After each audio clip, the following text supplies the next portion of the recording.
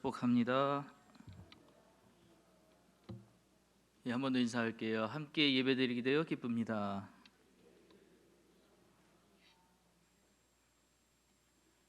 우리가 이제 살아가다가 보면 최소한 이건 해야 된다, 이 정도까지는 우리가 뭔가를 좀 누려야 된다, 이렇게 얘기할 때 최소한 이걸 뭐라고 얘기하죠? 질문이 너무 어려웠나요? 그러니까 살면서 왜 요거는 이 정도는 우리가 해야 돼, 이런 걸 뭐라고 얘기해요? 기본이란 얘기 하지 않습니까? 예, 가장 기본적인 거, 뭐 기본적인 건 있어야 돼, 그 기본 얘기를 하는데 그 기본이라는 게 뭘까? 국어사전에는 사물의 기초를 이루어 중심이 되거나 일차적으로 중요한 것, 기근, 그러니까 뿌리가 되는 것, 이렇게 얘기를 하는데, 방금 말씀드렸다시피 우리 살아가면서 가장 최소한이라고 여기는 거, 요거는 분명히 있어야 돼, 이 정도는 우리가 가지고 있어야 돼 라는 걸 우리가 기본이라고 얘기합니다. 저는 이제 태권도를 오래 했어가지고 제일 먼저 기본하니까 생각나는 게 저 자세더라고요. 전 세계 태권도장 가면 제일 처음으로 가리키는 게 있습니다. 바로 저 자세예요. 저게 뭔지 아세요? 남자분들 아시고 태권도 배워보신 분들은 아실 거예요. 저게 무슨 자세죠? 근데 기억이 잘 안 나시죠? 준비 자세예요. 준비 자세. 가장 어딜 가든지 저걸 가리켜요. 주먹 쥐고 나서 가슴에서 내려서 딱 끊는 거, 저 자세를 가리키는데, 이 자세가 뭐 특별한 건 아니에요. 사실은 저 자세가 한다고 해서 뭔가 힘이 생기는 것도 아니고 어떤 뭐 근육에 도움이 되는 것도 아닙니다. 근데 저걸 그렇게 시켜요. 이유가 뭘까? 이게 기본이라는 거예요. 어느 나라를 가든지 누구를 만나든지 간에 태권도 하는 사람은 이 자세를 알아야 돼요. 그게 기본이에요. 그죠? 그 옆에는 이제 한 군인이 인사를 하고 있는데, 우리 저 거수경례 하잖아요. 그죠? 경례하는 저 모습인데, 저 경례도요, 군대 가면 제일 처음으로 가리키는 게 뭐냐, 저 경례하는 거 가리킵니다. 그래서 손을 펴가지고 눈썹 끝에 딱 붙여가지고 앞에서 손바닥이 보이지 않게 뭐 이런 식으로 하면서 이 인사하는 것을 가리키는데, 이 인사를 못하면 다시 이렇게 시켜요. 남자분들 다 기억나시죠? 너무 옛날 얘기라 잘 기억 못하실지 모르겠지만, 이 인사를 그렇게 시킵니다. 이유가 뭘까? 이게 군인의 기본이라는 거예요. 이거를 안 하면 군인이 기본도 모른다라고 얘기를 해요. 아돌프 히틀러가 2차 세계대전을 일으키기 전에 오스트리아를 한번 방문한 적이 있다고 합니다. 그런데 그 나라에서는 이제 국가 원수가 왔으니까 아마 이제 군대가 사열을 했던 것 같아요. 근데 이제 오스트리아 군대가 이렇게 지나가면서 그 이제 아돌프 히틀러 앞을 지나가는데, 그 모습을 보고 히틀러가 딱 치면서 마음속으로 다짐을 했답니다. 이 나라는 먹었다. 왜 그랬을까요? 군대의 도열하는 모습을 보고, 너무 도열하는 게 군인임에도 불구하고 너무 산만한 거예요. 이 도열하는 모습들이 너무 뭐라 그럴까요? 이게 체계가 없었던 겁니다. 그걸 보고 나서 여기는 그냥 우리가 이길 만한 군대다, 기본이 안 된 군대다라는 걸 파악했다는 것이죠. 그만큼 이런 자세 하나가 어떻게 무엇을 하느냐에 따라가 이 기본이라는 것들이 굉장히 중요하다는 것을 우리에게 나타내는 예의가 아닐까 싶습니다. 자, 그렇다면요, 우리 믿는 사람, 우리에게 기본은 뭘까요? 우리가 가지고 있는 기본, 우리가 해야 되는 기본, 방금 말씀드렸다시피 우리가 가진 건 최소한 이건 해야 된다라고 하는 그 기본은 뭘까요? 자, 우리는 그리스도인입니다. 맞습니까? 여러분, 우리 그리스도인입니다. 맞습니까? 예, 그리스도인의 뜻이 뭡니까? 바로 예수님을 따르는 사람이에요. 헬라 말로 쭉 써 있지만 어려운 거 아니고요. 저 말이 뭐냐면, 크리스찬이라고 하는 뜻은 그리스 말로 크리스토스라고 하는데, 그 뜻이 바로 예수 그리스도를 따르는 사람들이다라는 뜻이에요. 자, 그런데 이 그리스도를 따르는 사람들, 이 사람들은 어디서부터 이 말이 나왔느냐? 크리스토스라는 말에서 나왔다고 합니다. 크리스토스라는 말의 그 의미는 뭐냐? 기름 부음 받은 자. 자, 그럼 기름 부음 받은 자는 누구예요? 기름 부음 받은 사람이 누굽니까? 우리가 잘 아는 그분 누구예요? 우리가 구주로 여기시는 그분이 누굽니까? 예수님이시죠. 예수님을 따르는 사람들이 바로 우리라는 거예요. 그 말의 의미가 뭐죠? 예수님을 따르는 사람들이 우리다. 그러면 예수님이 우리의 가장 중심이 되셔야 돼요.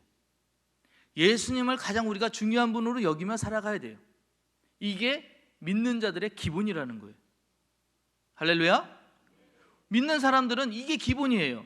무조건 우리는 이게 중심에 있어야 돼요. 다른 어떤 생각, 다른 어떤 뭐 여건들 그런 거 따지지 않고 예수님 말씀이 항상 최선이고 예수님 말씀이 항상 중심이 된다, 이렇게 여겨며 사는 사람들. 그러니 세상 사람들이 보기에는 불필요한 일들을 우리는 하면서 살잖아요. 오늘같이 좋은 날 우리는 이 예배당에 모여서 하나님께 예배라는 걸 드리고 있어요. 세상 사람들이 볼 때는 그 귀한 시간에 왜 그러고 있냐라고 보일 수도 있는 그 모습입니다. 하지만 우리가 이렇게 모인 이유는 있죠. 하나님을 예배하기 위해서, 이 예배에 우리가 받는 은혜가 크기에 이 자리에 모이신 거 아니십니까? 그게 우리의 기본이라는 거예요. 그게 우리가 다른 사람들과 구별되는 또한 그런 구별점이 되기도 하는 것이죠. 오늘 본문의 이야기에는 백부장이 등장을 합니다. 근데 이 백부장이 그냥 백부장은 아니었어요. 사실 백부장이라고 하면 로마의 군인 아닙니까? 자, 로마라고 하는 나라가 어떤 나라입니까? 이스라엘을 침략해 왔습니다. 침략자예요. 자, 이 나라가 이스라엘 사람들을 갖다가 막 이제 식민지화해서 이제 막 다루는 그런 사람들입니다. 요새 우크라이나와 러시아의 그 전쟁으로 보셔서 알겠지만 점령당한 나라의 식민지 백성들이 얼마나 안타깝고 어려운 일들을 겪습니까? 막 죽어도 어디다 하소연할 데가 없어요. 경찰이 와서 조사를 한다고 해도 그에 대해서 뭐라고 해줄 수 있는 말이 없습니다. 전쟁 중이니까 어쩔 수가 없다는 거예요. 그리고 끝나고 맙니다. 그러와 똑같은 지금 상황들이 이 이스라엘에게 있었던 거예요. 로마라는 나라가 쳐들어왔습니다. 그 나라 군인이 그 나라의 어떤 체계보다도 높은 거예요. 자, 그 중에 이 백부장이라는 사람이 이 예수님을 찾아오게 된 사건, 그걸 오늘 본문에 있습니다. 이 백부장이 예수님을 찾아와서 제일 먼저 했던 말, 그 말을 한번 우리 좀 주목하여 볼 필요가 있습니다. 혹시 지금 성경책 보고 계시다면 옆에 펴놓고 같이 보시면 더 좋을 것 같아요. 5절에 예수께서 가버나움에 들어가시니 한 백부장이 나와 간구하여, 6절에 이르되 뭐라고 불렀죠? 뭐라고 불렀죠? 주여라고 불러요. 내 하인이 중풍병으로 집에 누워 몹시 괴로워하나이다, 이렇게 얘기를 합니다. 제일 먼저 뭐라고 불렀냐면 주여라고 불렀어요. 지금 5절과 6절을 읽고 있습니다. 6절 말씀에 백부장이 그 집에 들어왔습니다. 백부장이 예수님을 만나러 왔습니다. 예수님을 만났는데 제일 먼저 한 말이 주여예요. 여러분, 이 말씀을 읽을 때 우리는 이미 그리스도가 우리의 구세주시고 다 이렇게 믿고 계시니까 이 말이 그렇게 어색하지 않겠지만, 당시 이 상황에 있던 사람들이 이 모습을 봤다면 이거 굉장히 어색한 모습이고 이상한 모습입니다. 왜요? 점령자가 와서 자기의 식민지의 나라의 사람한테 가서 주여라고 부른 사건이거든요. 지금 이거 말이 안 되는 일들을 일어난 거예요. 자, 그럼 이 백부장이 왜 주여라고 불렀나요? 자, 주가 무슨 뜻이에요? 주가 뭡니까? 당신이 주인이고 나는 종이라는 뜻 아닙니까? 내가 주인이라고 불렀다는, 주여라고 불렀다는 것은 그냥 높인 선생님, 그냥 높인 어떤 어르신, 이런 얘기가 아니에요. 주여 하면 당신이 주인이고 나는 종입니다, 이런 뜻이 아닙니까?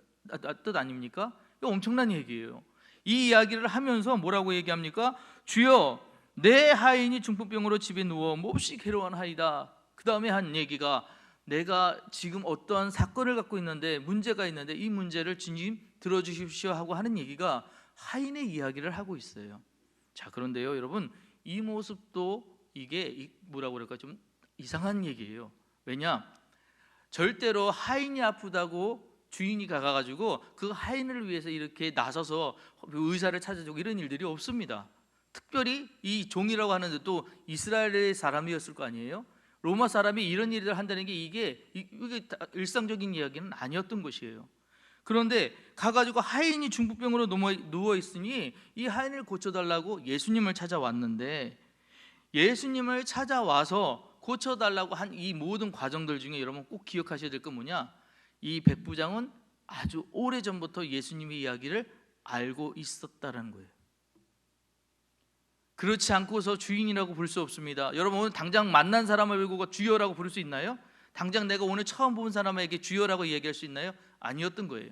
이 백부장은 로마 사람이었지만, 로마 군인이었지만 오래전부터 예수님의 이야기를 들어왔습니다. 우리 마태복음 6장서부터 계속 이야기가 나오는 거, 산상수훈의 가르침, 그 다음에 병든 자를 고치심, 이 모든 사건들을 이 백부장은 알고 있었던 거예요.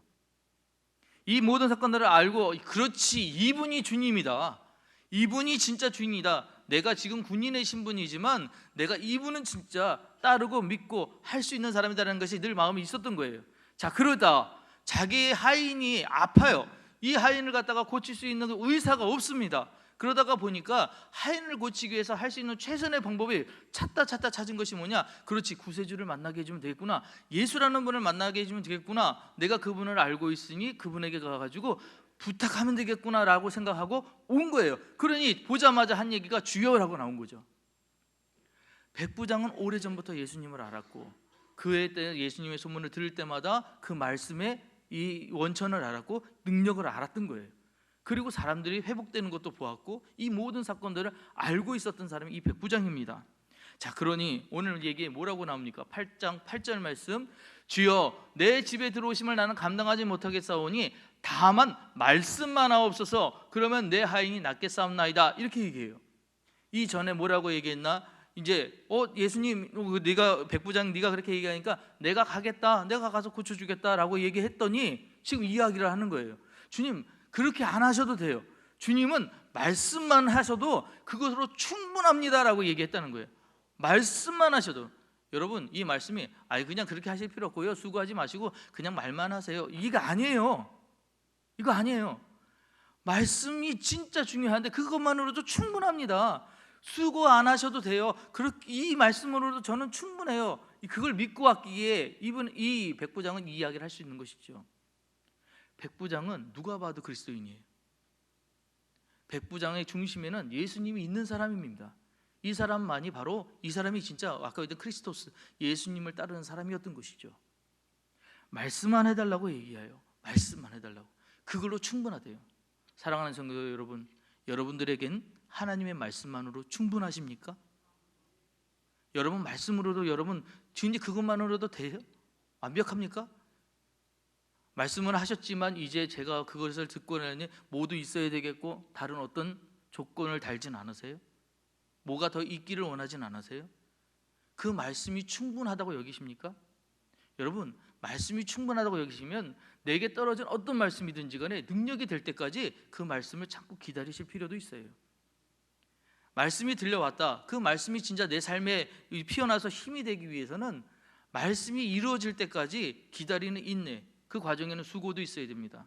그 과정에 인내도 있어야 돼요. 그 과정에 쓰라림도 있어요. 아픔도 있어요. 고통도 있을 수 있어요. 좋은 것만 있는 거 아닐 수도 있습니다. 하지만 그럼에도 불구하고 기다리는 거예요. 말씀이 이루어질 때까지.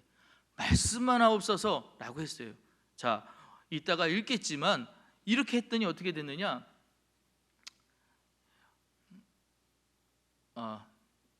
이따가 말씀드리겠지만 이렇게 했더니 13절에 예수께서 백부장에게 이르시되 가라, 내 믿음대로 될지어다 하시니 그 즉시 하인이 나으니라, 이렇게 되어 있어요. 그 즉시. 그 말씀을 믿었더니 이루어질 때까지 믿었더니 얼마나 시간을 주셨느냐? 예수님이 그 일을 1년을 주신 게 아니에요. 3개월을 주신 게 아니에요. 한 달을 주신 게 아니에요. 즉시예요. 믿은 대로 될지어다 하고 했더니 그 믿음이 어느냐? 즉시 될 만한 믿음을 가졌다는 거예요. 그러니까 되었다는 것이죠. 이게 중요한 겁니다. 자, 오늘 예수님께서 백부장의 이 반응을 보시고 굉장히 놀라셨어요. 예수께서 들으시고 놀랍게 여겨 따르는 자들에게 이르시되 내가 진실로 너에게 이르노니 이스라엘 중 아무에게도 이만한 믿음을 보지 못하였노라 라고 해요. 여러분, 여기에서 우리가 잘 새겨 들으셔야 될 것이 있습니다. 이스라엘 중 아무에게도예요. 예수님을 아는 사람들 뿐만 아니라 하나님을 믿는 모든 사람들 다 포함한 이야기입니다. 이 모든 사람들, 하나님을 안다는 사람들 중에서도 요만한 믿음이 없어 라고 얘기하세요. 마음에 말씀을 중심으로 여기고 말씀의 중요성을 깨닫고 말씀이 이루어질 때까지 기다리는 그 사람이 없어 라고 얘기하시는 거예요. 그만한 사람이 없어요. 오죽하면 이 이야기가 마태복음 앞장에 나와서 우리에게 이방인이 먼저 믿은 이 모습이 보여지고 있는 것을 여러분 잘 주목해 보셔야 됩니다. 하나님을 잘 믿던 민족 중에서 한 사람이 선택되어서 나온 이야기가 아니라는 거예요. 이방인 중에서, 그도 군인 중에서 이런 행동을 한 사람을 지금 찾아서 그 이야기가 지금 이렇게 우리에게 들려지는 것은 이것이 믿는다고 다 되는 것이 아니다. 그냥 교회 다닌다고 다 되는 것이 아니다. 하나님 안다고 다 되는 것이 아니다 라는 것을 보여주는 이야기지요. 예수님께서 놀랍게 여기시다 할 때 이 놀랍게 여기다를 헬라말로 사우마조라고 합니다. 사우마조. 근데 이 이야기를 to marvel, wonder, admire 이렇게 얘기하는데 놀랍게 여기다, 훌륭하다. 그런데 전 세 번째 단어가 굉장히 마음에 와 닿았어요. 세 번째 단어 admire는 존경하다인데 이 존경하다는 뭐냐고 그냥 이게 대단하십니다 이게 아니에요. 정말 잘했어요, 정말 잘했어요. 야 여기 보세요, 이런 일들이 있었어요. 이걸 갖다가 막 퍼뜨리는 이거 존경한다는 거 막 그 이런 칭송한다는 거 아시죠? 칭송하는 모습이 이 어드마이어거든요. 그 사우마조라는 이 한 단어에 다 들어가 있습니다. 자, 그래서 뭐냐? 예수님께서 이 이야기를 놓고 놀랍게 여기실 때 이 사우마조 하셨던 이 사건은 우리만 알아서 되는 이야기가 아니라 전 세계 모든 이 이야기를 아는 사람들이 보고 놀랍게 여길 만한 이야기라고 해서 지금 우리에게 이야기하시면서 더욱이 여기에 뭘 하냐? 이 이야기를 우리만 갖고 있는 게 아니라 널리 알려야 되는 이야기야. 봐, 작은 믿음이도 한 사람의 그 믿음도 이렇게 하나님이 움직이실 수 있어. 그 말씀을 믿는 자들에게 역사가 나타날 수 있어. 그리고 진짜 믿음은 이렇게 믿는 것이야 라는 것들을 지금 보여주고 있다는 것이죠. 그래서 놀랍게 여기시고 이 이야기를 우리에게 지금 들려주고 계신 거예요. 자, 예수님께서 말씀하셨습니다. 예수께서 백부장에게 이르시되 가라, 내 믿은 대로 될지어다. 오늘 이 말씀을 듣는 모든 성도님들이 여러분들이 믿는 그대로 다 이루어지길 주 이름으로 축원합니다. 여러분이 믿는 대로, 여러분들이 믿음대로 분명히 된다고 약속하셨어요. 여러분들이 가슴속에 담고 있는 그 말씀대로 하나님은 이루어 주시겠다고 약속하셨다니까요. 백부장이 그러니까 그 즉시 그 하인이 나았잖아요. 그 말씀을 믿었더니 나았잖아요. 그게 중요한 거예요. 자, 어떤 환자가 있었습니다. 이 환자가 건강검진을 받다가 이 암이 발견이 됐어요. 근데 이게 너무 늦었던 겁니다. 그래서 세상에 있는 어떤 의사도 치료할 수 없을 정도로 굉장히 심각한 상태가 된 거예요. 이 환자가 고민했습니다. 내가 이제 이 병을 이제 죽겠구나. 포기하고 있던 그 찰나에 한 소식이 들려옵니다. 어떤 의사가 있는데 이 의사를 만나기만 하면 못 고치는 병이 없대요. 자, 여러분 이 소식을 들으셨어요? 찾아가겠어요? 안 가겠어요? 뭐 다른 사람 고쳐주라고 그러고 저는 괜찮아요 그래? 아니죠. 가야죠 당연히. 그죠? 가서 만나러 갑니다. 그 사람을 만나려고 해요. 그러는데 이 사람이 너무 유명한 사람이다 보니까 만나기가 쉽지 않아요. 여러 가지 어려움들을 겪고 해가지고 겨우겨우 그 사람을 만났습니다. 이런 훌륭한 의사 진짜 만났어요. 그래서 이 의사에게 만나서 자기의 병을 얘기를 했습니다. 그랬더니 의사가 가만히 듣고 있다가 당신 병은 이렇게 하면 치유될 것입니다 라고 얘기를 했어요. 할렐루야 아닙니까? 자, 그러면 끝났나요? 질문이에요. 끝났어요? 아니요. 의사를 만났으니 끝인가요? 지금부터 치료가 들어가야죠. 의사를 만나서 고칠 수 있습니다라는 소식을 듣고 그 의사를 만났습니다. 그러면 그 의사가 만났으니까 이제 그에 대한 치료고 치유에 따라서 이 치료를 방법들을 따라서 이제 하나씩 가면서 회복을 해야죠. 거기까지. 그래서 회복된 것까지가 끝 아닙니까? 의사를 만났다고 절대로 바뀌지 않아요. 의사를 만났다고 병이 낫는 것이 아닙니다. 의사를 만났다면 의사의 가르침대로 살아가야죠. 해봐야죠. 우리의 신앙도 똑같습니다. 우리 예수님 다 알아요. 우리 하나님 다 압니다. 안다고 우리가 병이 낫나요? 안다고 우리가 믿음이 자라나나요? 안다고 그렇게 되나요? 여러분, 아는 것으로는 안 돼요. 아는 대로 살아야죠. 아는 대로 그렇게 실천을 하셔야죠. 그게 더 중요한 거예요.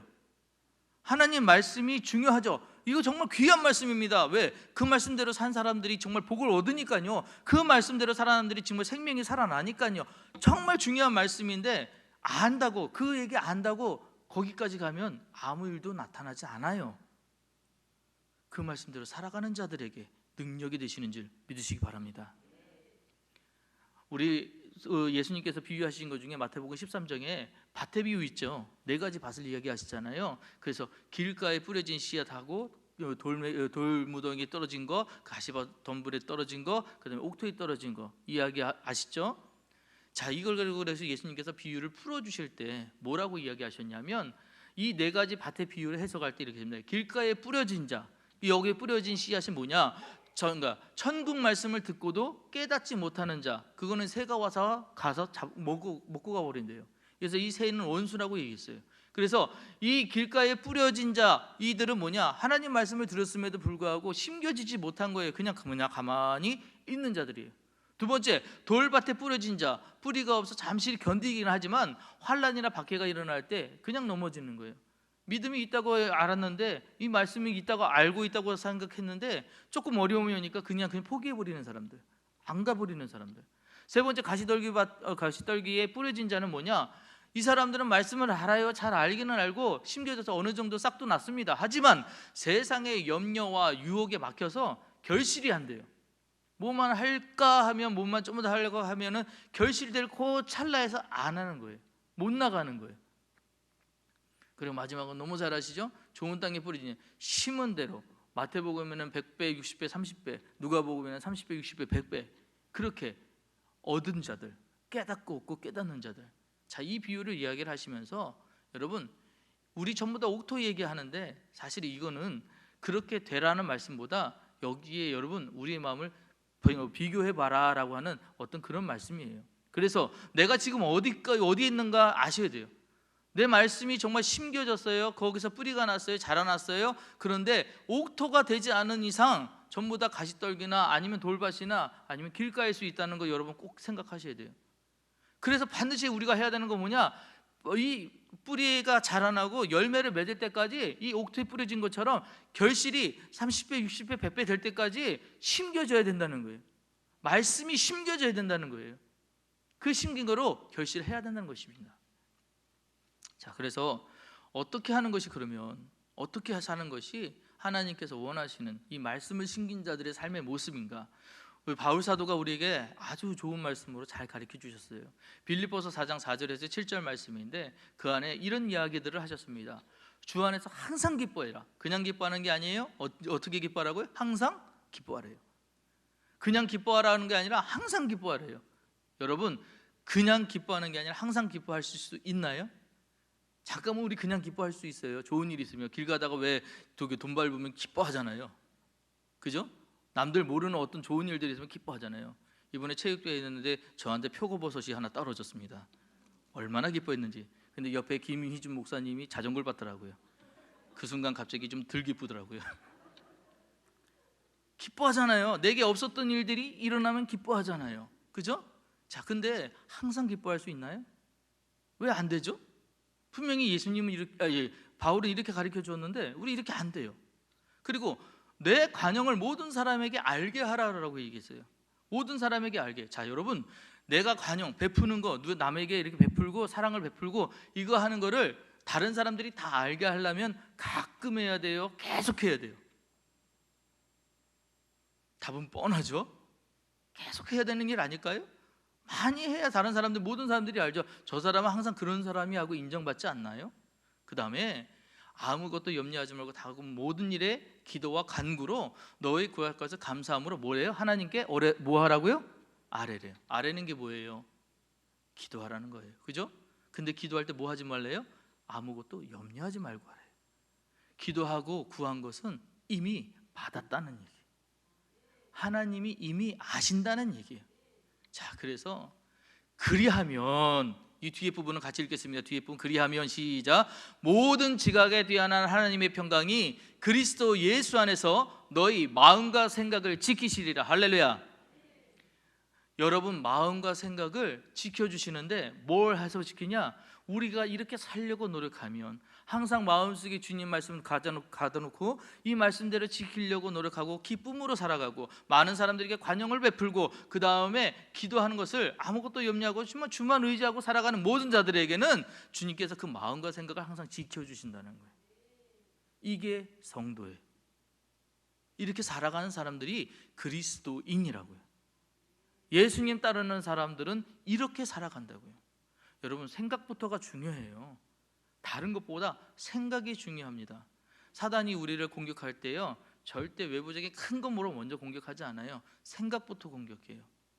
오죽하면 예수님 발 가룟 유다의 그 생각 속에 마귀가 생각을 집어넣잖아요. 생각을 집어넣잖아요. 그게 마귀의 방법이에요. 우리한테 생각하게 해요. 늘 넘어지게 해요. 포기하게 해요. 그렇지 못하게 해요. 교회 가는 거 힘들게 하고요. 믿음 생활하는 거 어렵게 하고요. 사람 사랑하는 거 불편하게 만들어요. 그 생각을 자꾸 집어넣어요. 그런데 아니에요. 아니에요. 그것부터예요. 하나님이 내게 명령하신 명령부터예요. 예수님이 내게 가르쳐주신 가르침부터예요. 그래서 거기부터 시작하는 거예요. 그러면 하나님이 놀랍게 우리에게 주시는 복이 뭐냐? 그러면 그 생각이 변하지 않도록 마음과 생각을 지켜주신다는 거예요. 우리의 수고도 있어야 돼요. 우리의 헌신도 있어야 돼요. 우리의 노력이 분명히 있어야 그 노력이 하나님께서 더하여 주신 복입니다. 이 모든 것들이 우리에게 주시는 축복이에요. 복이에요. 이 모든 것들이 복이에요. 이것을 위해 우리가 해야 되는 게 뭐냐? 그리스도인의 삶을 살아가야 하는 것입니다. 사랑하는 성도 여러분, 내 믿음대로 될지어다 라고 말씀하셨잖아요. 내 믿음대로 될지어다. 어떤 믿음을 갖고 계세요? 하나님은 이루어 주실 거야. 하나님은 분명히 사랑하실 거야. 하나님은 분명히 날 지켜주실 거야 라는 그 믿음대로 됩니다. 여러분이 믿고 계신 그대로 됩니다. 그 믿음대로 되는 걸 꼭 믿으시고 그 믿음을 잃어버리지 않으시는 여러분, 빼앗기지 않는 여러분 되시기를 주의 이름으로 축원합니다. 기도하시겠습니다. 사랑의 하나님 아버지, 우리의 기본인 믿음으로 예배드리게 하시고 마음과 생각을 지키게 하시니 감사드립니다. 우리의 삶은 정말 항해하는 배처럼 순간순간 변하는 파도를 만나게 됩니다. 우리의 힘으로는 버거워 늘 허덕이지만 우리의 길과 진리와 빛이 되시는 예수님을 따라 다시금 힘을 내게 하시고 성령님의 인도를 받는 거룩한 성도의 삶을 살게 하여 주옵소서. 내 믿음대로 될지라고 말씀하셨습니다. 믿음의 삶을 살아내는 우리의 인생이 되게 하옵시고 그 과정에서 주시는 성장과 성숙의 기쁨을 누리게 하여 주옵소서. 더 나은 내일을 꿈꾸게 하옵시고 최선을 다해서 오늘을 살게 하옵시며 실패와 실수로 얼룩진 과거를 답습하지 않도록 도와주옵소서. 우리 주 예수 그리스도의 이름으로 기도합니다. 아멘.